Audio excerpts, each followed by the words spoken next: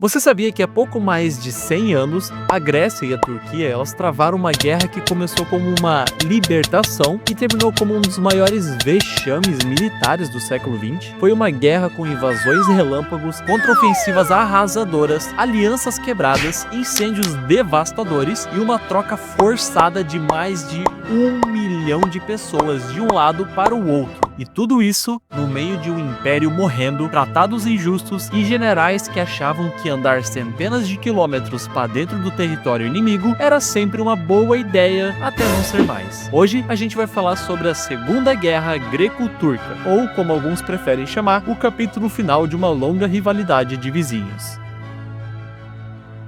1918. A Primeira Guerra Mundial acabava. O Império Otomano, que lutou ao lado da Alemanha, estava no chão. Seus exércitos foram derrotados, suas terras foram ocupadas e as potências vitoriosas, que foram o Reino Unido, a França e a Itália, estavam prontas para repartir o que sobrou do Império Otomano. Então, entra em cena o Tratado de Sèvres, de 1920, que praticamente desmembrava o Império Otomano. Os árabes ganhavam independência, os armênios e os curdos eles ganhavam promessas de território e a Grécia é convidada para pegar um pedaço bem suculento, a cidade de Esmirna e parte da Anatólia Ocidental. Mas por que isso? Basicamente porque os britânicos tinham interesse em enfraquecer a Turquia, porque a Grécia era vista como uma aliada leal, e também porque Atenas dizia que haviam muitos gregos étnicos vivendo naquela região, o que de fato é verdade, mas também é verdade que haviam muitos turcos vivendo na Grécia. Na cabeça dos líderes gregos, era a chance perfeita para realizar o Megali Idea, que era o grande sonho de unir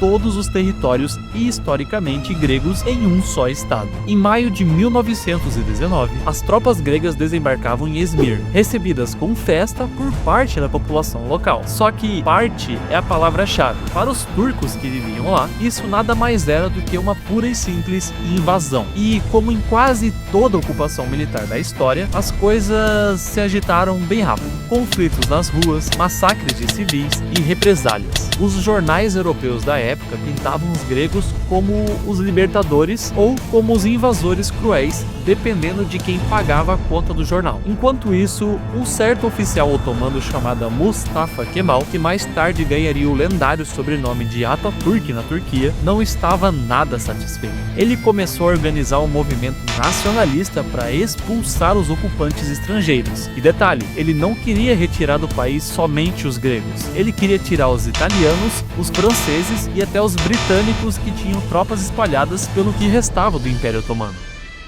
No início, os gregos estavam bem confiantes. Eles tinham o apoio britânico, uma marinha decente e a motivação histórica para reconquistar os seus territórios. Então, em 1920 e 21, eles avançaram cada vez mais para o interior da Anatólia. Eles tomaram cidades, cortaram linhas de suprimentos turcas e chegaram até mesmo a sonhar em tomar Ankara, onde o governo nacionalista de Kemal estava instalado. Só que tem um problema bem clássico nessa guerra. Quanto mais você avança, mais esticadas ficam suas linhas de defesa / suprimentos. E mais, o apoio internacional começou a dar uma balançada. Os franceses e os italianos, eles começaram a negociar diretamente com Kemal ao invés dos gregos, enquanto os britânicos também estavam ocupados com problemas em outras partes do Império Britânico. Eles não estavam tão animados em sustentar a aventura grega para sempre. E é então que o herói turco entra em cena. Mustafa Kemal não era só um general qualquer. Ele era carismático, disciplinado e ele sabia muito bem usar o nacionalismo como uma forma de combustível. Enquanto os gregos avançavam, ele reorganizava as tropas, treinava recrutas e fortalecia a moral. Era quase um jogo de xadrez. Ele deixava o inimigo avançar, cansar e se afastar das bases para depois contra-atacar com força total. E é exatamente isso que acontece em 1922, na famosa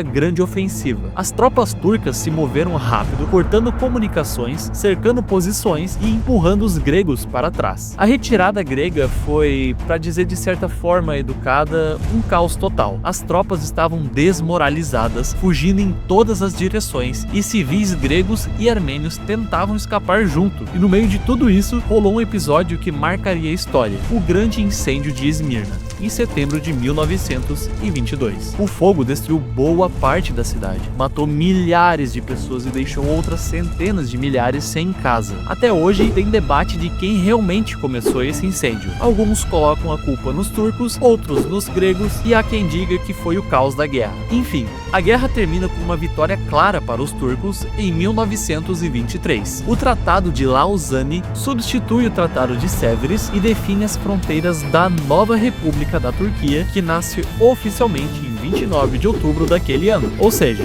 a partir desse momento, o Império Otomano deixava de existir e entrava em cena então a República da Turquia, que é o país que a gente conhece hoje. Porém, o preço humano foi altíssimo nessa guerra. Mais de 1,5 milhão de gregos foram forçados a deixar a Anatólia e ir para a Grécia, enquanto cerca de 500 mil muçulmanos tiveram que sair da Grécia e ir para a Turquia. Foi uma troca populacional forçada baseada em religião que destruiu comunidades inteiras e deixou cicatrizes até hoje. Se você gostou desse vídeo, não se esqueça de deixar seu like, se inscrever no canal e comentar qual tema você gostaria de ouvir de uma forma nada acadêmica.